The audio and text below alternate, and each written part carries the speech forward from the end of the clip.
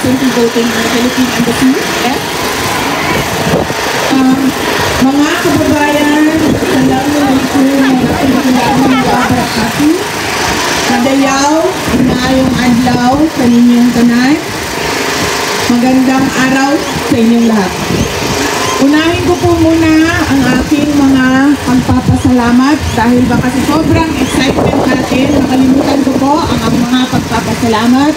Una po, ang pagpapasalamat natin sa Diyos. Dahil ibinigay niya ang araw na ito para sa ating lahat. Napakaganda ng panahon, walang ulan, pero yes, napakalamig. Opo. So sana humuba rin yung jacket ko, ma'am, pero sinabihan ako na mag-uniform daw ako habang nag-speech. At alam nyo, marami kahapon sa buong mundo ang hindi na binigyan ng isa pang araw ng Diyos. Pero tayong lahat ay nagising ngayong umagang ito, bumangon at nagtipon-tipon dito sa Parliament Gardens para sa ating bayan. Maraming salamat sa Diyos.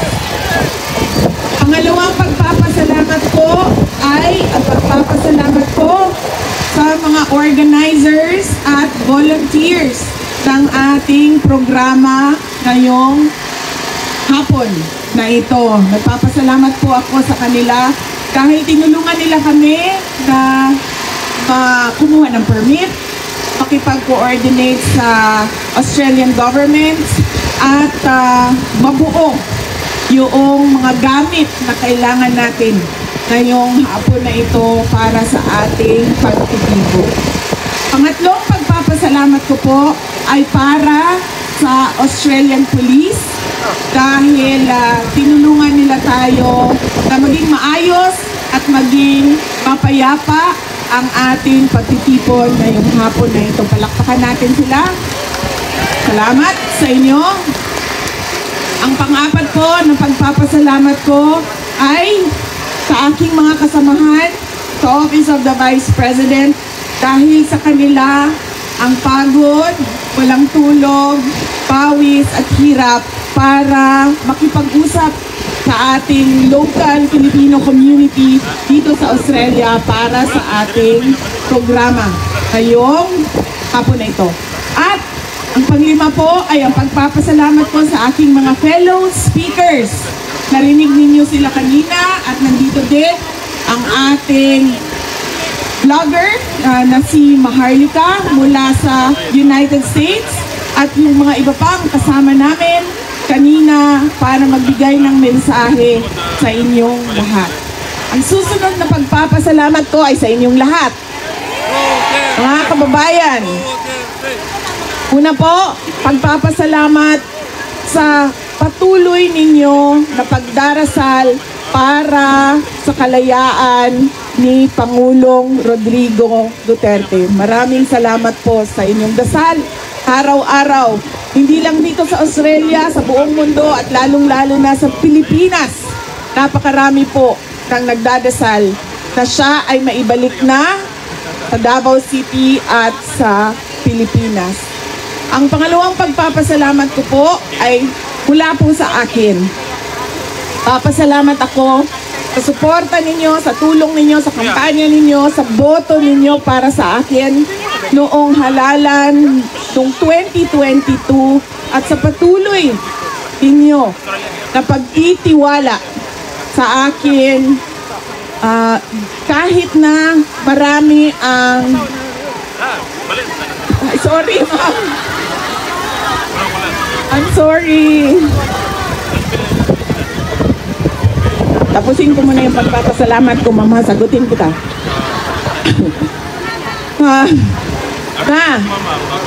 Kahit sa mga atake at pagpapahirap sa tanggapan ng pangalawang Pangulo, ay nandyan pa rin kayong lahat para suportahan ang aming mga programa, ang aming mga proyekto, at ang aming opisina, kasama na ang aking mga kasamahan sa Office of the Vice President. Maraming salamat po sa inyong lahat.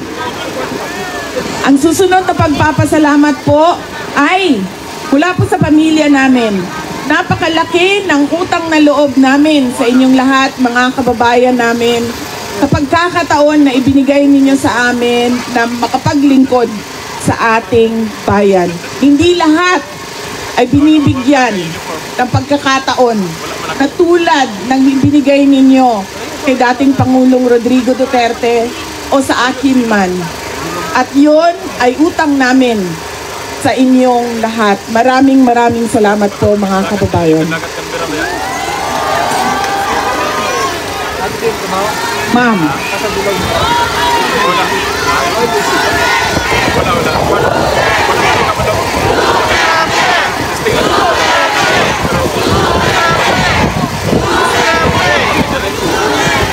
Ma'am, balikan kita sa budol, ma'am, ha? I-acknowledge lang po natin muna ang mga iba't ibang lugar, mga tiga iba't ibang lugar na pumunta dito sa Melbourne ngayong araw na ito para tumalo sa ating programa. Una ay yung mga tiga Melbourne. Yes. Pangalawa, yung mga tiga Sydney. Pangatlo, yung mga tiga Brisbane. Mga tiga Adelaide. Mga tiga Darwin. And mga tiga Perth. Okay, tulungan niyo ako kung meron. Canberra. Sorry, ma'am. Canberra. Hawaii. Sa Hawaii? Yes. Ma'am, UK. From UK? Yes, ma'am. Meron? Yes. Ay, sir. Dito muna tayo sa Australia at sa ibang. Yes. Meron pa akong na hindi nabanggit sa Australia. Tasmania. Ang mga tagapagpangalaga ng Tasmanian Devil. Ano? Brisbane, nasabi ko na po. Queensland. Okay. Brisbane is in Queensland. Okay? Punta tayo sa Pilipinas. Sino ang tiga Region 1? Pangasinan, Ilocos Norte, Ilocos Sur? Yan. Ang mga tiga Cagayan Valley, Mountain Province, Ifugao, Kalinga, Isabela. Mga tiga Central Luzon, Nueva Ecija, Pampanga.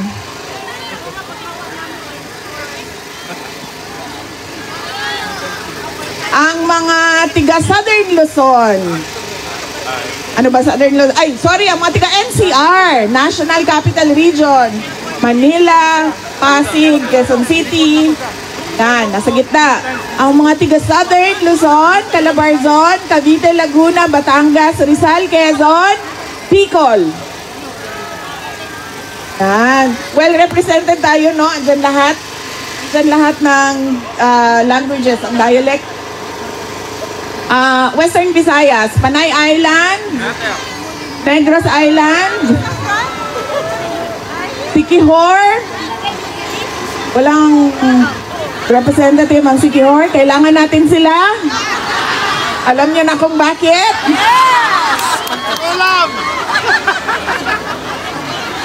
Mabuti nang nandoon sila sa Pilipinas. Mas marami yung aswang doon kaysa aswang dito. Nandoon yung mga aswang. Okay.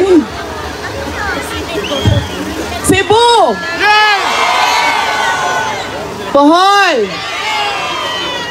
Leyte. And Samar. Palawan.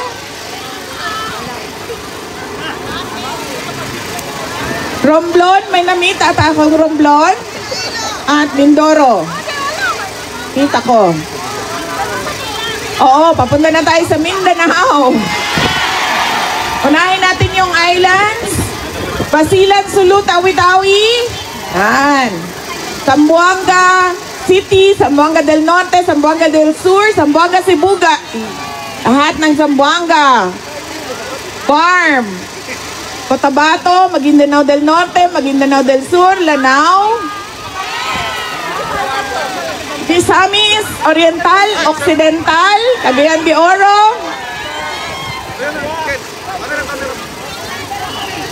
Bukidnon. Okay. Agusan del Norte, Agusan del Sur. Surigao del Norte, Surigao del Sur. Davao Regional lang naiwan, no? Davao Oriental. Davao del Norte. Davao City.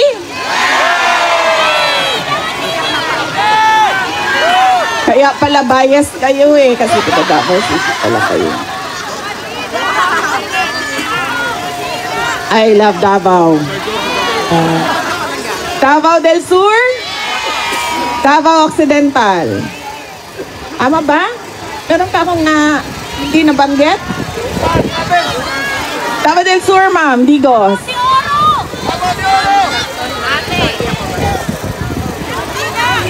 Di ko kadungog.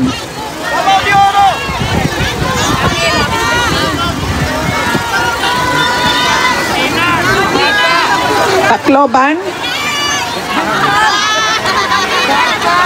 Ma'am, Tacloban, kayo ang dahilan kung bakit nagkakaproblema ang House of Representatives. Kayo talaga, ma'am.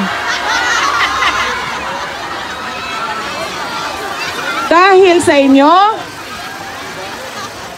magulo ang House of Representatives.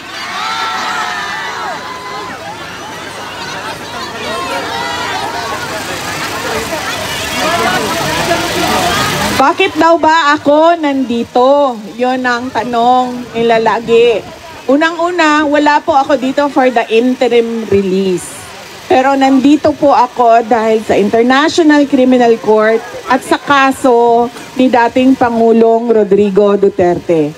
At dahil sa ating bayan. Dahil ang dami-dami nating, daghang kitang mulo, dami-dami nating reklamo, ang dami-dami nating gustong makita sa ating bayan, pero hindi natin nakikita yon. Sabi, meron kaming small meeting consultation. Dahil napakahalaga sa amin ang mga input, advice ng Filipino communities abroad. Bakit ba? Dahil kayo yung nakatira, nakatrabaho sa iba't ibang bansa. And therefore, you have seen the best of the world and the best practices of governments around the world. And what is our dream? What is our vision? To get that and do it for our country. Diba? Because kaming mga nandoon na hindi pa nakatira o hindi man lang nakatrabaho sa ibang bansa, hindi kami ang may monopolya ng kaalaman. Nandun sa napakalaking global community of Filipinos ang kaalaman kung ano ba ang pwede nating dalhin at gawin para sa ating bayan. Kaya po tayo nandito dahil din po sa bayan, para sa ating bayan. But before that, I would like to talk about former President Rodrigo Duterte and his influence in my life. Marami po ang nagtatanong, kamusta na si dating Pangulong Rodrigo Duterte? Sinasabi ko sa inyo, hindi niyo pa siya nakita na ganito kapayat sa mga maalala ninyo sa kanya. Mga panahon na naging mayor siya, na naging vice mayor siya, na naging congressman siya, at naging president ng ating bansa. Bakit ba pumayat? Dahil unang-una, hirap siya sa kanyang kalagayan. Hindi naman kasi siya marunong ng gawaing pambahay. Hindi niya magawa yon dahil lahat yon ay ginagawa para sa kanya. Mula nang siya ay pinanganak. Simula sa nanay niya, papunta sa girlfriend niya, papunta sa asawa niya, papunta sa girlfriend niya balik. Nasaan na ba si Maharlika? Ito si Maharlika, Hippie, andito po sa likod. Meron siyang content sa away ng mga girlfriend eh, no? Yes, ma'am. Sabi ko nga doon sa kasamahan ko, sabi ko, alam mo, talino talaga to si President Duterte. Hindi siya nag-asawa ulit. Nung sila ay naghiwalay ng nanay ko, hindi na siya nag-asawa ulit. And therefore, ngayon, wala sa kanila ang makapagsabi na siya ang pwedeng pagmamay-ari kay dating Pangulong Rodrigo Duterte. Dahil lahat sila ay pare-parehong girlfriend lang. Kaya mga lalaki, kapag kayo ay pinalaya ng asawa ninyo, huwag na po kayo mag-asawa ulit.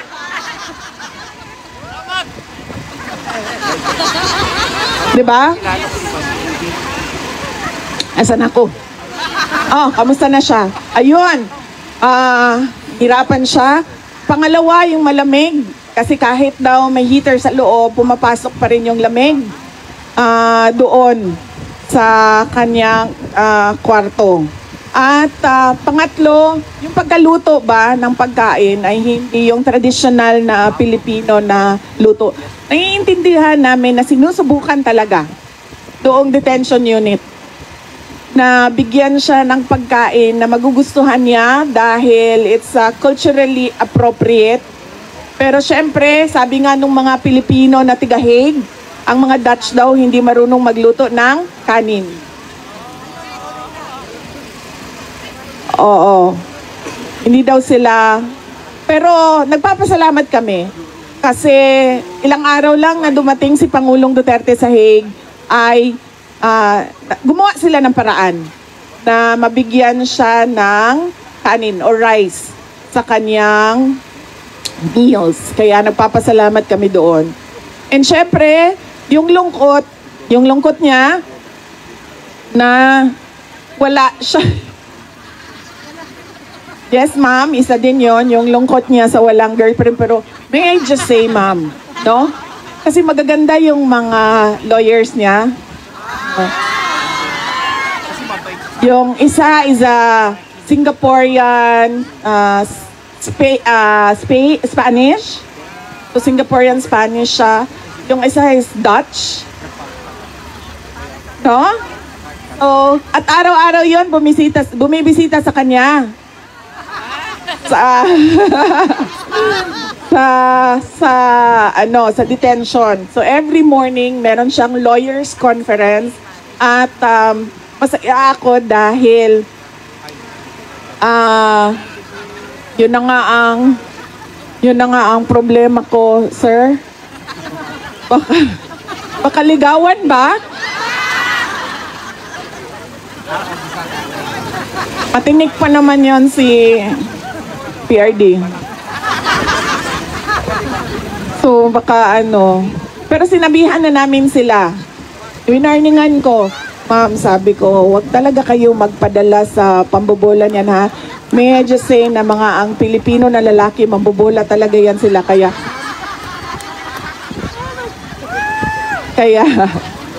sinabihan ko na yung mga abogado, sir, kasi nakita ko na yung maganda talaga. Sabi ko, huwag kayong magpadala sa mga Pilipino na lalaki. Dahil gagawin nila ang lahat na masuko mo ang bataan. Pero pag nasa kanila na ang bataan, ma'am, anong nangyayari? Pumupunta sa Palawan. Pupunta sa Siargao. Pupunta sa Siargao.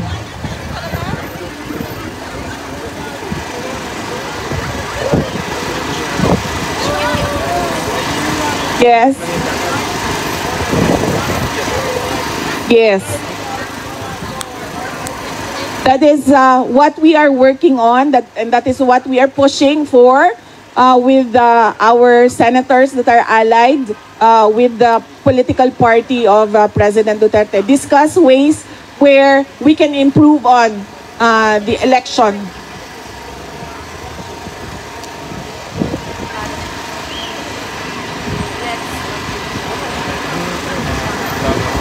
Yes, sir. We also know of that. There is some sort of foreign interference and influence in Philippine government and political affairs. And yes, as I said, we're discussing with senators, particularly Senator Amy Marcos, on how we can make sure that election results are credible. And we want to start it with the BARM elections, which are upcoming this year.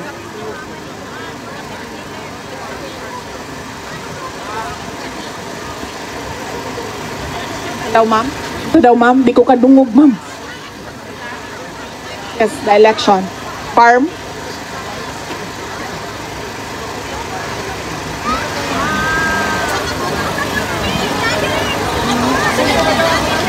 Yes. Filipinos living abroad can do overseas absentee voting through the Philippine Embassy.